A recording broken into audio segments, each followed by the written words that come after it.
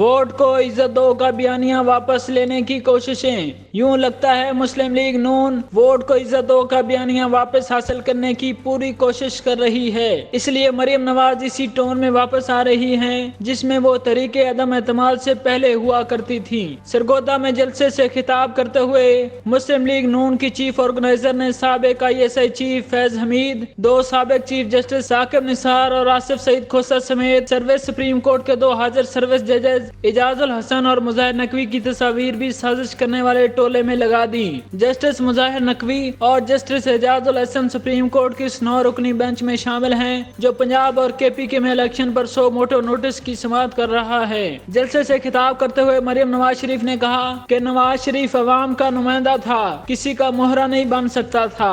گڑی چور عمران خان کو مہرا بنایا گیا، دھرنا اور لاک ڈاؤن ناکام ہونے پر دوسرا طریقہ سوچا گیا، نون لیگ کے لیڈران کو چن چن کر نااہل کیا گیا، اسٹیبلشمنٹ نے بدبودار گند عمران خان کو کندھوں سے اتار کر پھینک دیا۔ سابق ISI چیف پر سنگین الزامات لگاتے ہوئے مریم نواز شریف نے کہا کہ فیض حمید نے اربوں روپیہ بنایا اور مشرق وسطی کے ممالک میں منتقل کیا، ان کو عمران سے کوئی محبت نہیں بلکہ اپنے جرائم کا خوف ہے۔ فیض کی باقیات اب بھی کہیں بیٹھ کر حالات کنٹرول کر رہی ہیں۔ جنرل فیض حمید نے کہا کہ نواز شریف کا قد بہت بڑا ہو گیا ہے، انہیں ایک گھوڑا چاہیے تھا جس کا نام گھڑی چور عمران خان ہے۔ عمران خان مہرا، فرنٹ مین اور ازلی ابدی فتنہ تھا۔ ان کا کہنا ہے کہ آلو، ٹماٹر، بجلی، گیس، گھی، ڈیزل، پٹرول مہنگا ہو تو قصوروار عمران خان ہے۔ عمران خان نے IMF کو قیمتیں بڑھانے کا لکھ کر دیا جسے صادق و امین بنا کر پیش کیا گیا، اس کی صداقت کے قصے دنیا میں گونج رہے ہیں۔ میاں بیوی رشوت لیتے رہے اور مال کھاتے رہے۔